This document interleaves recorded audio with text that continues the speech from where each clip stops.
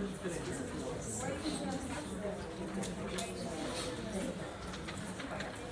gonna come see me. Gonna hang on here, babe?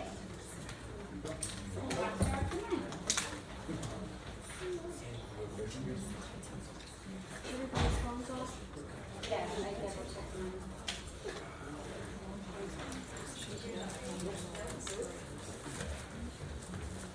Test. Woo! Good morning and welcome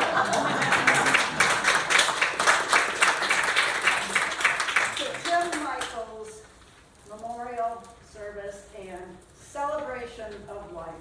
The theme today is the final lap, because Tim was a race car driver amongst all the other things that he did.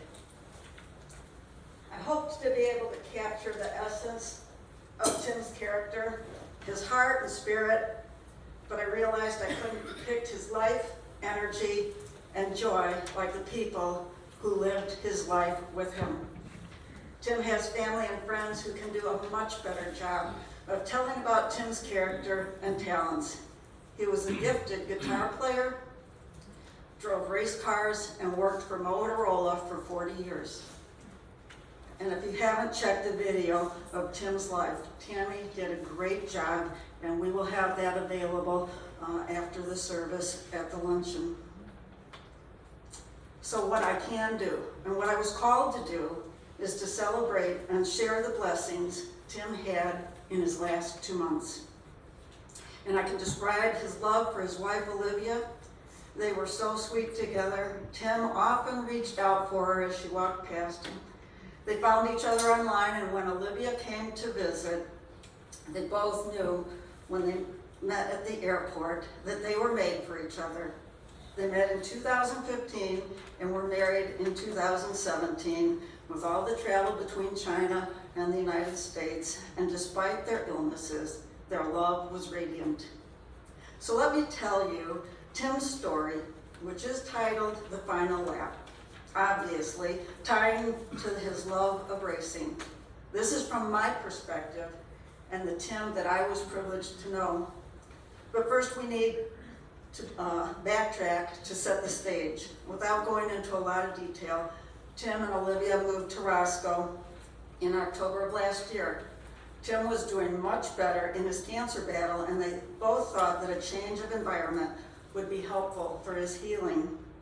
But cancer came raging back shortly after the move. Chemo and radiation took a toll on Tim, and the pain was overwhelming. So Tim and Olivia enlisted the aid of hospice to manage the pain. The stress was devastating to Olivia's health, and thankfully, Tim's sister Pam was able to put her life on hold and move in with them. But Tim couldn't stand the thought of waiting around to die. He was determined to beat cancer again, to fight it with everything he had. And the medical community could throw at it. So hospice was canceled in January, and the treatments began again. Olivia's health continued to decline, and she came to my house for R&R a couple of times. Caregiving is tremendously taxing and took its toll on Pam as well, and she had to go home to get some R&R herself. Gradually, Olivia's church friends, her sisters, stepped up to help. Catherine and Tammy helped during some of the most difficult times. Ultimately, it took 5 of us rotating to fill the gaps and juggle our schedules, and we were all supported by a lot of prayer and the help of others behind the scenes. Tim had recently finished radiation and was in rough shape.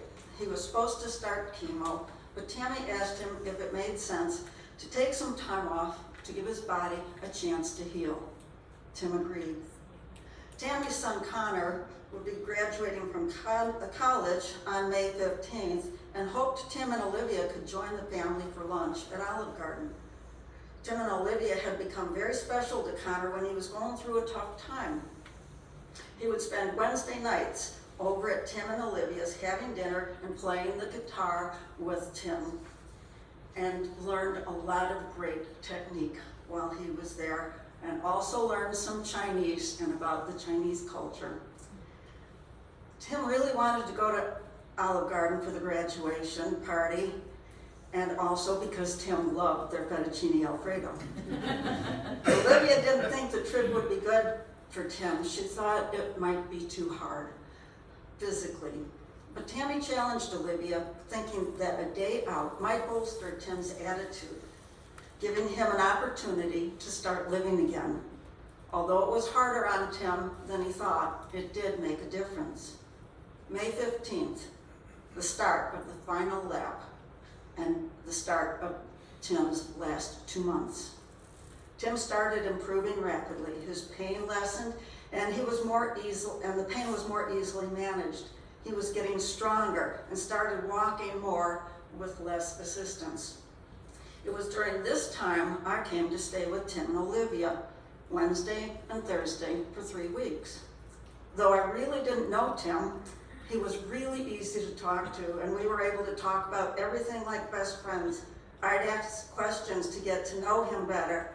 With his health situation and underlying mortality, it was like he was having a chance to relive his life. In addition to all the fun topics, music, cars, growing up in the 60s in the northwest suburbs, the different commercials, we talked about death and dying, religion, faith, and even his wishes for this service. He knew I was a chaplain, one who works outside the church and meets people where they are, and I share my faith freely. Tim talked about his views on religion and churches, and he was surprised at how much we agreed. Too much here philosophically to share. Olivia is a strong Christian woman and often asked us to pray for Tim for his health and relationship with the Lord. We weren't quite sure what he believed, perhaps because Tim didn't either. We prayed at dinner, and he allowed us to pray for him and asked for prayer. It seemed he couldn't pray himself, and he looked as if he was seeking meaning. One evening at dinner, when the topic of the final arrangements came up, Olivia was visibly uncomfortable, so I volunteered to help with whatever she needed, and that's why I'm here today.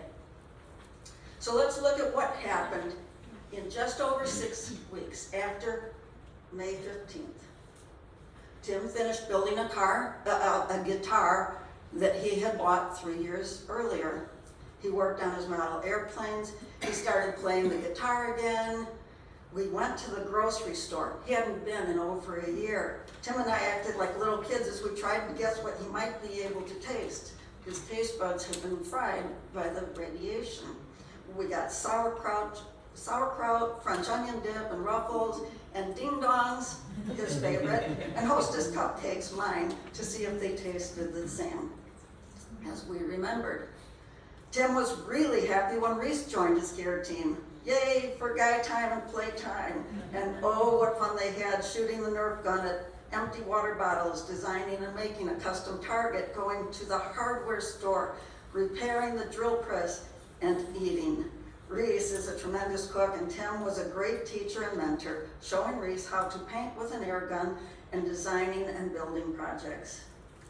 And then there were the 2 stellar events that happened in this 6 weeks. Tim and I were having a great conversation about cars. What was his favorite one that he ever owned? It was his red Fiat X19, and the car that he wished he had, an Alfa Romeo. I smiled. I have a friend with an Alfa. I called to ask if he'd take Tim for a ride. He said no.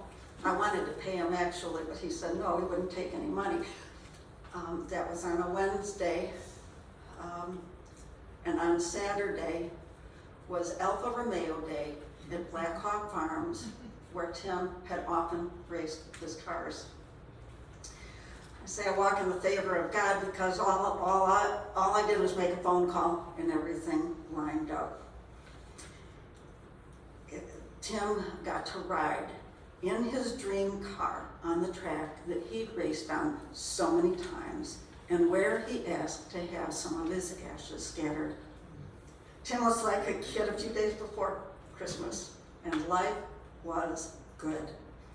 And oh, what a glorious day it was. Not too hot, with a light breeze, and Tim was all over Black Hawk Farms, moving in his wheelchair by himself. He walked out by himself to the Alfa Romeo, And after 4 adrenaline-charged laps, Tim came out of the car with the biggest grin. Of course, Wayne, my friend, had to show off and drove as Tim had so often, full out, sliding through the turns, upshifting, downshifting, and bringing back so many wonderful memories. We spent hours at the track, and we were all amazed at Tim's stamina. The following weekend was Father's Day, and Tim and Olivia had a party for family and caregivers at their home. It was another great day with lots of memories, laughter, and love. And bubbles. It was a long and happy day, and Tim was able to participate in it all, never having to go to lay down to rest. What an amazing, amazing day. Tim received the gift of life for just over 6 weeks. It was like coming out of the dark into the light. Chemo and radiation is hell on earth. It's like being in the training gym with Rocky Balboa. It's dark, it's dirty, it stinks, and you're getting the mess beaten out of you. It's like you're a victim. Tim took time off the medical treatment and escaped hell. Maybe it felt like a slice of heaven. Just a week and a half later, after Father's Day, Tim was in the ER in excruciating pain. He even asked his dear and beloved wife Olivia to pray that he could go. Hospice was again called to manage the pain. 1 week later, Tim had a massive stroke and was taken to the hospital. And to us, it was the day that the music died. Now, we've passed out song sheets, and we hope that you will join Connor McKenna and Reese Montgomery as they lead us in the song American Pie, because the lyrics seem to be so incredibly fitting.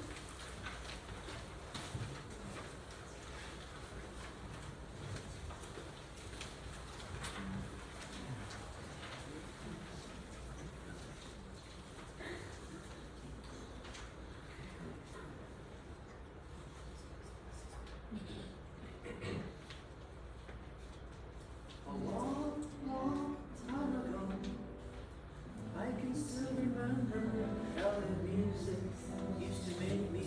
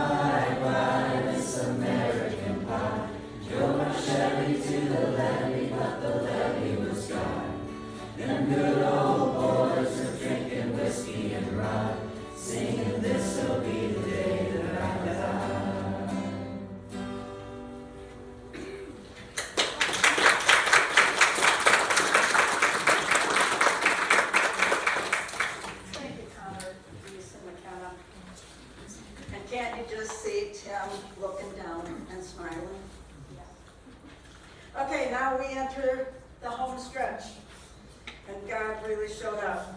This is Tim's story and journey as I understand it, and I hope it brings you peace. How many blessings did Tim have while he was in the hospital? The hospital that he was, oh, I gotta get that over here.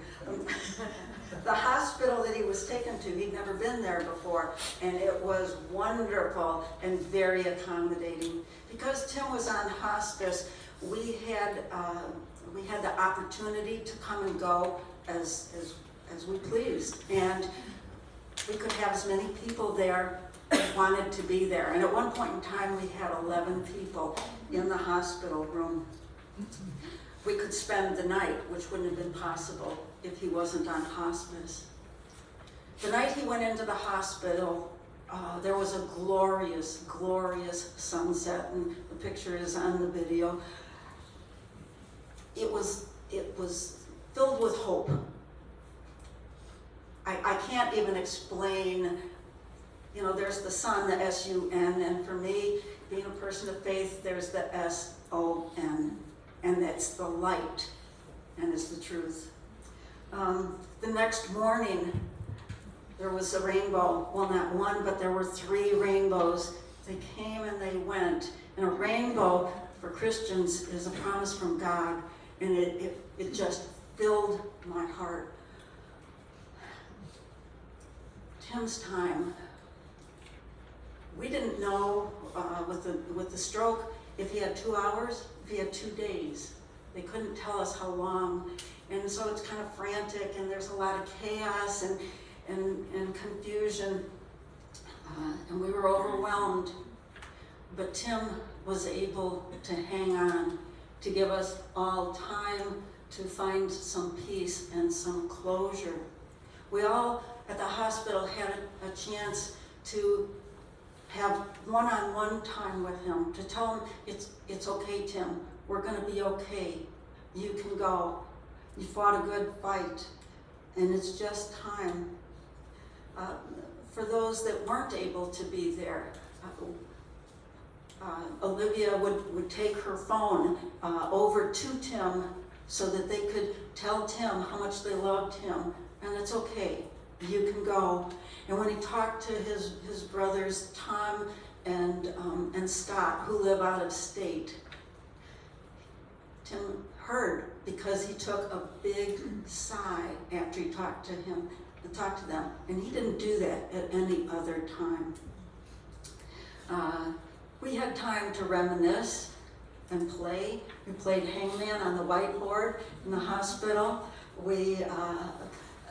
Connor and Chris played the guitar, and we sang songs, and we just knew that Tim was hearing it, and he was loving the party that we were having and loving the memories. I had a chance to be alone with Tim, and I sat there praying and questioning where he was on his journey. I think this was about day 3. And I had a vision of Tim and Jesus walking and talking. Tim getting to know Jesus and building a relationship and learning to trust. And I was reminded of the song, which I won't sing. And he walks with me, and he talks with me, and he tells me I am his own. And the love we share as we tarry there, none other has ever known. And a corresponding Bible verse. The Lord is not slow in keeping his promise, rainbow, as some understand slowness. Instead, he is patient with you, not wanting anyone to perish, but everyone coming to repentance. And a couple others that I think are worth sharing. Joshua 1:9, have I not commanded you, be strong and courageous. Do not be frightened and do not be dismayed, for the Lord your God is with you wherever you go. And John 3:16, for God so loved the world that he gave his only Son, that whoever believes in him should not perish, but have eternal life. And in my vision, these are the things that Tim was learning. And finally, it was as if I saw Tim with one foot on earth and one in heaven, not wanting to go quite yet. And God was patient. I played this song for Tim, hoping that it would speak to him. It's Chris Rice, Untitled Hymn, or Come to Jesus.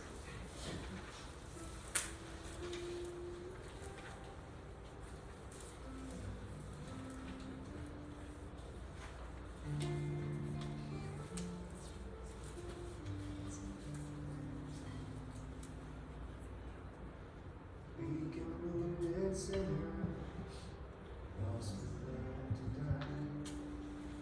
Pray to heaven for love is passing by. Come to Jesus, come to Jesus, come to Jesus, and live. Now your burden's lifted, carried far away. Precious blood has washed away the stain. So sing to Jesus, sing to Jesus, sing to Jesus, and live. Like a newborn baby, don't be afraid to crawl. Remember when you walk, sometimes we fall. So fall on Jesus, fall on Jesus, fall on Jesus, and live.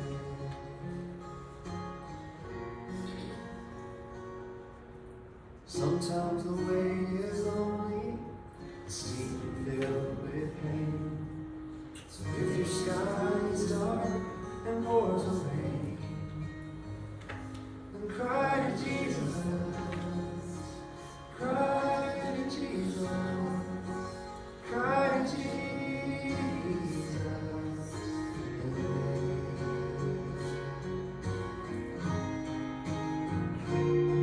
Oh, and when the love spills over and music fills the night, when you can't contain your joy inside, then dance with Jesus, dance with Jesus, dance with Jesus, and live.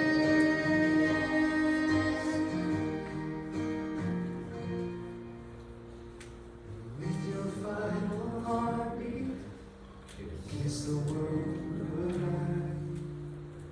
Go in peace and life on glory's side, and fly to Jesus, fly to Jesus, fly to Jesus, and live.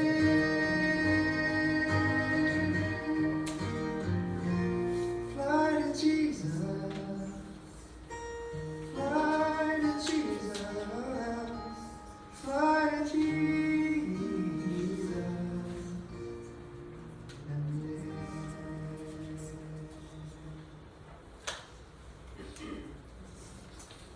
Also, Tammy shared with me that she also had a vision about that same time. She saw Tim standing in this big expanse and recognized that expanse from when God brought her to heaven. Tim did have a rally time on Monday while Olivia and Pam were talking. He reached out his hand to Olivia and opened his eyes. He couldn't talk, but his eyes were filled with love. Pam went to the other side of the bed and held his other hand.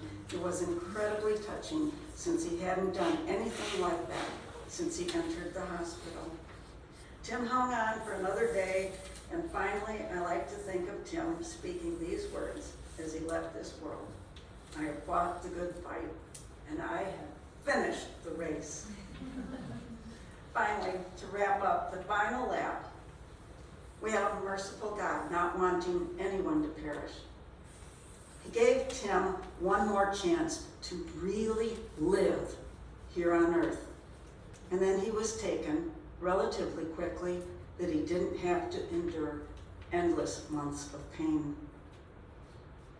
Come to me, all who are weary and burdened, and I will give you rest.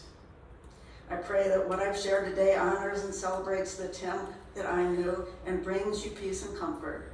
I want to thank everyone who was there for Tim during his illnesses and who contributed during the putting together this celebration, or who will share their memories when you have a chance to do so. Now we're going to transition to what Tim really wanted, what I wasn't capable of doing. And it's his celebration of life, and we will let him himself kick it off. And then the family and friends will have an opportunity to share their memories. Thank you.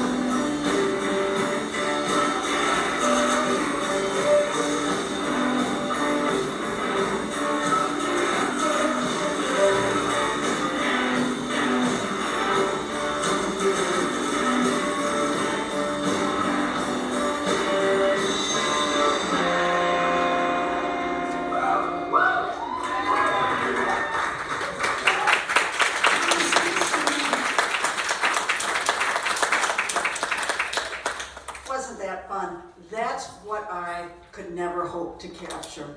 And thank you, Pam, for sending those to me. But yeah, it's really great. We are on a time schedule. Oh, I'm doing better than I thought. Yay, we have a lot. We have a lot more time than I thought we were going to have. I'm going to ask for family members who want to share. I think we'll start with Tom. Want to share the memories. If when you come up, you can share your name and if you're related. And then. I'm Tom Michael. And please use the microphone. And I'm going to go get a card. I'm going to try and get through this as best I can. Here's a good run on me. Everybody talks about, all the stuff he did, but I have to fill in a little bit about him. Thank you. He was a great brother, and he taught me things from different directions. I remember being out on a bike ride one time, and that's because we're changing light bulbs. And he said, Tom, no pain. I said, no, what is it? He said, this bad stuff, stay away from it. So I got a lesson there. He also kept me playing guitars, tried to keep me playing with those. I'll try to make this shorter. In about 1972, he got a Fender Stratocaster, which was his favorite guitar. And I helped him pay for it. And, accepted whatever money he could give back.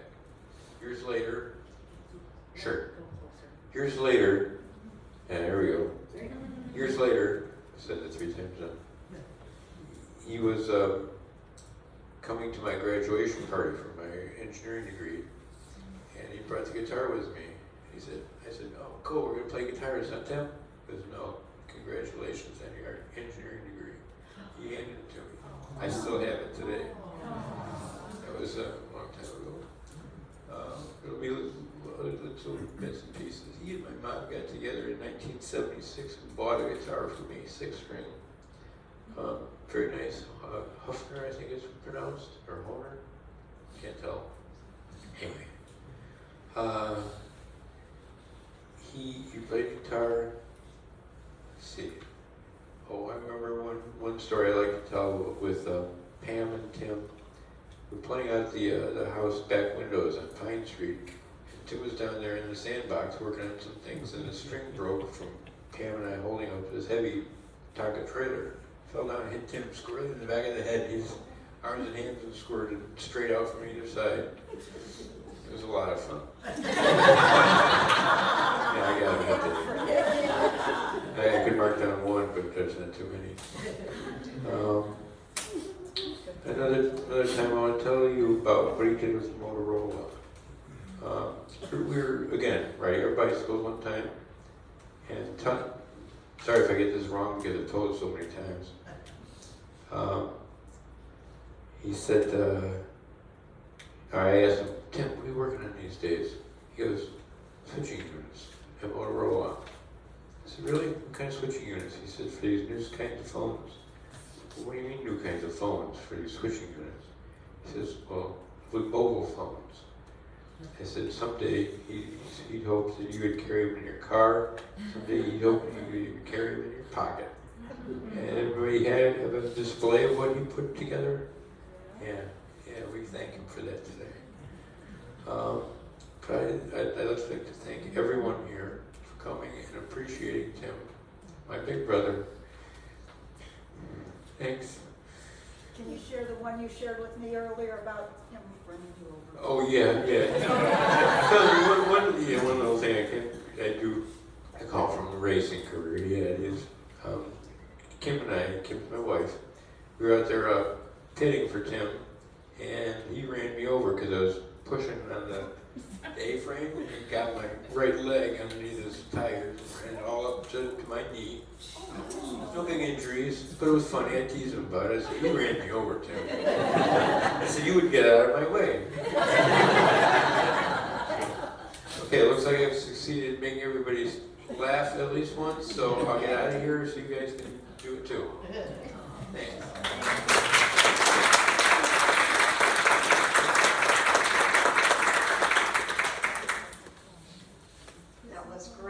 That was great.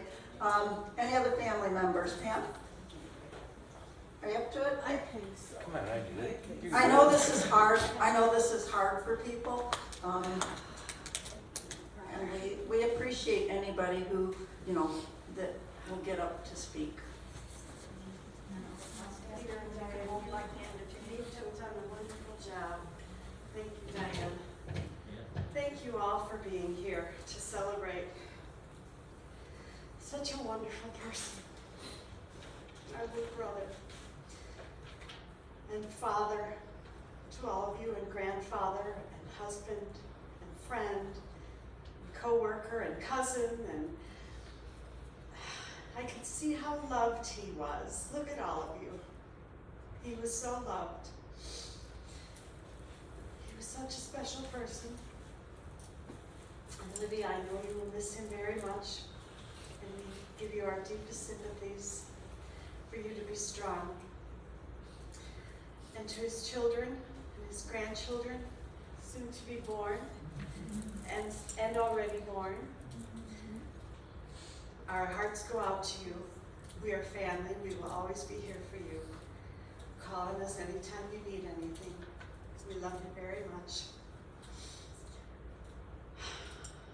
I don't know what else to say about Timmy. He says it himself. I do.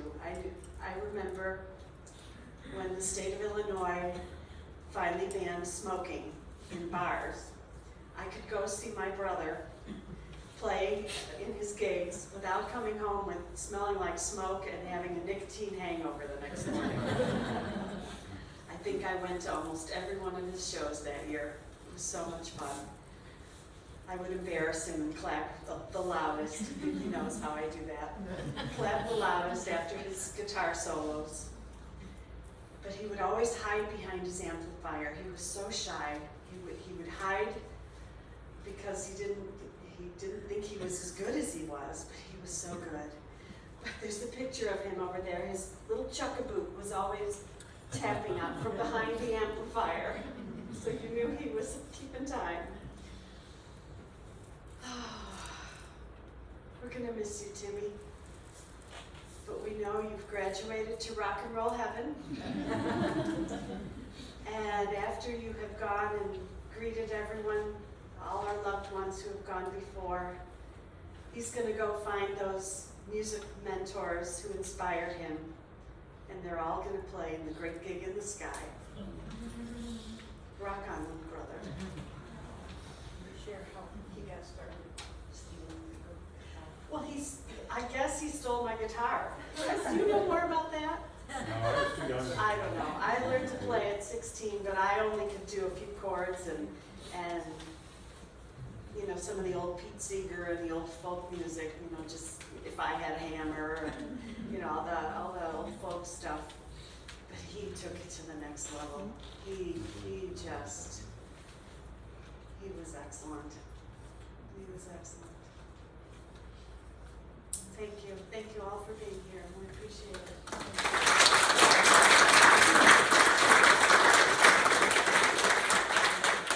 As I understand it, all the brothers and sisters, and Pam played guitar, and his dad played guitar, and his mom played piano.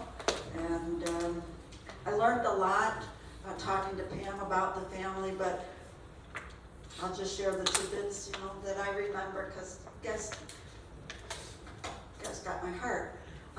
Any other family members who want to come up and share? Okay, we have Scott coming up. Chris, are you going? No, go ahead. And Scott is one of his brothers. Hi, I'm Scott. If you don't know me, I'm Tim's almost youngest brother. I'm pretty loud anyway, so if you want me to, I can use this, but I can also, yeah. He's a professor. Tim, wow. Tim's incredible. You all know that, and thank you all so much for coming, and the love here in the room is incredible. He was my hero, really, as my oldest brother. Pam was my second mom, so but Tim was my hero, my oldest brother. And he talked a lot about life as being kind of like a carnival, like like a circus ride, something like that, and he rode the heck out of it. He did everything that he wanted to do. He found a way to make his passions real. He, who dreams as a kid of being a race car driver and a rock and roll star and then does it? I mean, and he was just an inspiration to me in terms of how he lived his life and how he in spite of whatever was going on around him, he always found a way to be happy, found a way to make things come out the way that he wanted them to, and to enjoy his life and to have a great time doing it. And that really spilled over into my feelings for him as a brother, and I think a lot of you as well felt that passion we had, and that was really contagious. And I think that came from our dad, actually. Our dad was just an incredibly happy person all the time, and really had a great time. And then the love of music. When I was a little kid, my room was in the basement with Tom, and we would sleep on these old couches. And my mom would play the piano, and so there's this upright piano that would stand up, and it was part of the room divider that separated our room, and she would play Rachmaninoff and things like that on the piano, and we would all listen to that, and that was what our house sounded like. And to me, Tim kept that alive, because during my whole childhood, the sound of Tim playing the guitar was a constant background sound. It was like I had a soundtrack, and that I think is his legacy. Tom told the story about the goofy things that we did, about dropping this huge metal Tonka truck. The thing must have been this big. We were all this size, and it hit Tim in the head and just splattered him into the sandbox. And we all survived that kind of stuff, which makes today even more amazing in that light. One time we were playing outside. I was riding my little tricycle. I must have been 5 years old, and Tim threw this enormous wad of that modeling clay, the really heavy modeling clay. He throws it across the yard, hits me in the side of the head, knocks me off the tricycle. And I remember looking over. He comes running over, laughing, and I'm laughing, getting up. And we pick up the ball of modeling clay, and it's got the imprint of my eyelashes. And so, how he survived this long is incredible. Just one other time, Tom and Tim, they convinced me that if I got this big piece of styrofoam, a sheet of styrofoam, maybe an inch or two thick, and I held it out and I grabbed onto it and got on top of it, I could jump off the peak of the garage and fly. And I believed in Tim. The infectiousness was there. And so I jumped, and the styrofoam split, and I landed on my head, luckily. So that was my brother. That was our brother. This was our father, husband, friend. He wasn't the engineer. But he had the best ideas. And so that's how I'm going to remember it. And I just want to read a really quick thing. There's a poem some of you may know it, Despertada, if I'm saying it right. It starts off, go placidly amid the noise and haste, and remember what peace there may be in silence. And there's more, and you should read it sometime if you want to. But at the end, and whether or not it's clear to you, no doubt the universe is unfolding as it should. Therefore, be at peace with God, whatever you conceive it to be, and whatever your labors and aspirations in the noisy confusion of life, keep peace in your soul. With its sham, drudgery, and broken dreams, it is still a beautiful world. Be cheerful. Strive to be happy. That's my brother. Yeah.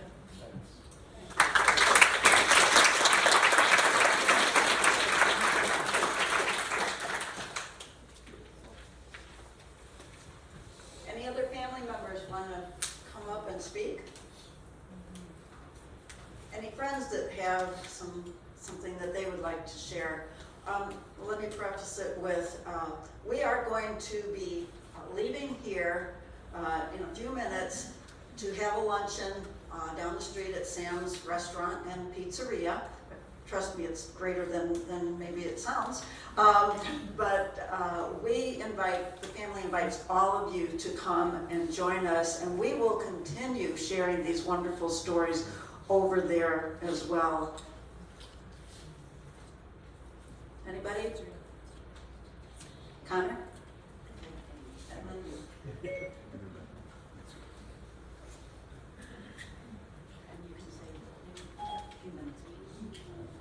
Hey everybody, I'm no genius in public speeches. So, in short, I did not know Tim for that long. I don't even remember how we met or where. I was pretty messed up in the head back then. But for about a year, he picked me up after our work shifts, and we'd chill at his place. We jammed with our different guitars for fun and recorded a few of my original songs, which he helped me realize. And I learned so much. I learned more from him than 3 or 4 semesters of music classes in college. Not just music either. Shulin would make the most amazing meals divinely. We'd all socialize together, learning about Chinese culture, language, art, and cuisine. Tim and I later expanded our activities to movies, documentaries. We had a number of things we had in common, interests in common. He showed me his incredibly detailed models of warplanes and tanks, made realistically to look rusted, dirty, scratched and burnt, even closely looking at it. And it was he who strongly encouraged me to perform open mic. And we practiced to perform together, but he could not make the first event, and he never did. But I finally did, and then I did 2 more. And I've accomplished so much more since then, thanks in no small part to our friend Tim. And May this year I graduated college, and he made the journey with Shulin to celebrate, along with some of my other favorite people on earth. And none of that, none of my successes, none of my performing here would have been as lively or maybe possible without the humor and generosity of our friend Tim. So, Shishi.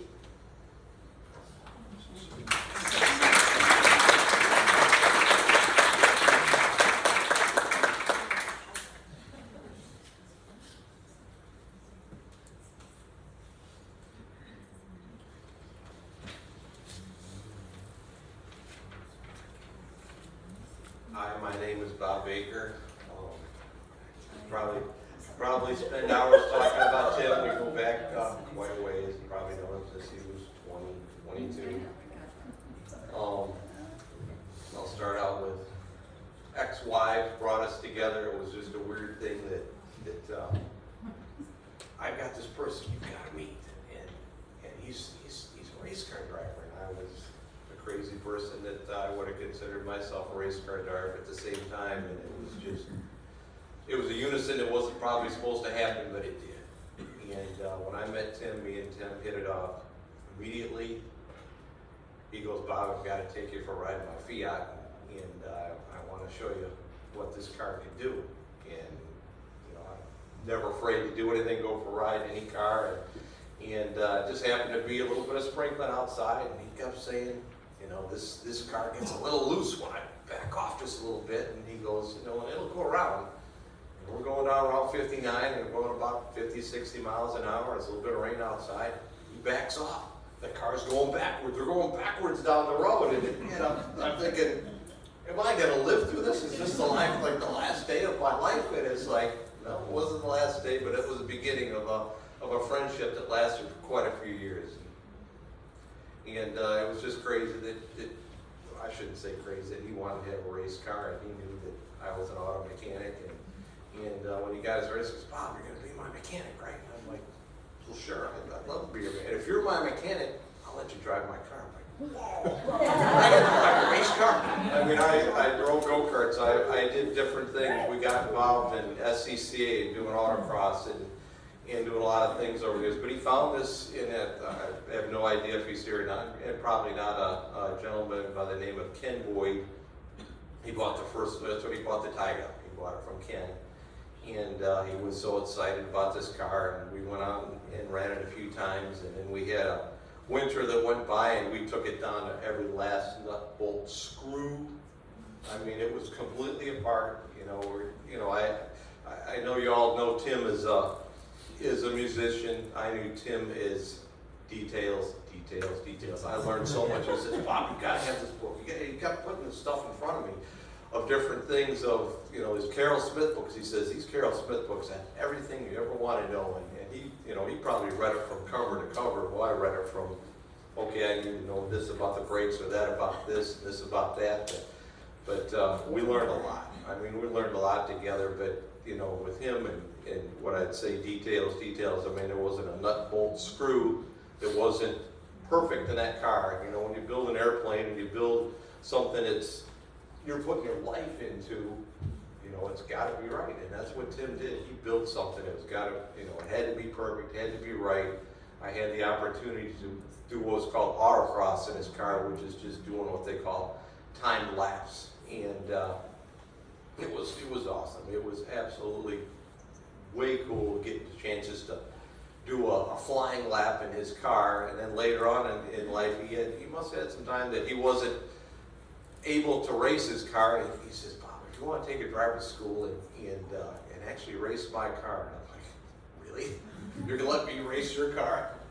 He goes, Bob, he goes, the only person, I shouldn't say the only person he trusts, but he said, for you, I'll let you do that. And he helped me get it all set up, and you gotta get a physical, you gotta get a blood test, and you gotta go through all this craziness, and went for school, Road America, which is like, Blackhawk is awesome, but Road America, racing and racetracks, that's like the track of tracks. I mean, a 4-mile track that's just huge, and I've been in a go-kart, but I never in a real race car.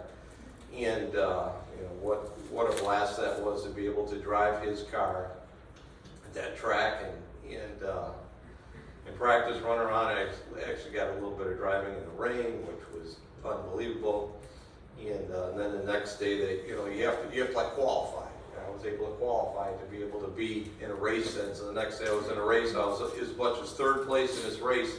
Spun out one lap and I was back to fifth and got to fourth before I finished. But that was it. It's just,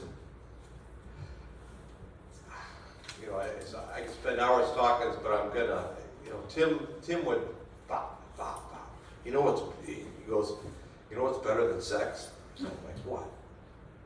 Driving a race car. And it's like that was, this was, when Tim was driving, I mean, that's the way Tim lived. Driving a race car was the best thing. We had a Russian guy that was with us. I don't know, he met through Motorola or something like that. His name was Farzad, and it's like we brought him to the track. He wanted to race, and and we finally got him to the track. He'd gotten in a car, and what's the first thing that he pulls out the track? He's going the wrong way. It's like, that way. You're going the wrong way at the racetrack, and it's like the lights are flashing and everything. It's just crazy. But we had some wonderful times over the years, and I learned an awful lot from Tim. He was a wonderful friend, a wonderful buddy, a good colleague, and things will never be the same again for stuff that we had a chance to do. I could talk for hours. He took care of my dog one day. I mean, it was completely. Yeah, I should stop. Well, it was. I'll try to make it real short. But he was taking care of our dog. It was. I don't want to give up. He was taking care of our dog, and when we came back to pick up our dog, he goes, Bob, you'll never believe what your dog learned to do today. I'm like, what's that? He goes, your dog was up in a roof. My wife will probably amend to putting a dog in a roof, because I have put dogs in roofs just to be funny. But he said, I put him up in this one thing, and he climbed up in the side of the roof, and he climbed all the way to the top, and he's up there barking and looking around, and he said it didn't bother him at all. He was just like talking to the neighbors up in the roof, but it's like, I don't know. He goes, Bob, your dog likes roofs. I'm like, okay.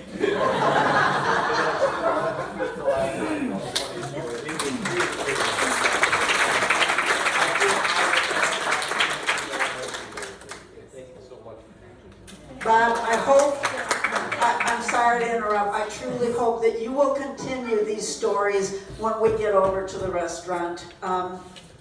Again, Sam's Restaurant, just turn left as you go out of the parking lot, turn left at the light, and By the guest book back there, there's little pieces of paper with the address, so you can just put it in your phone and go.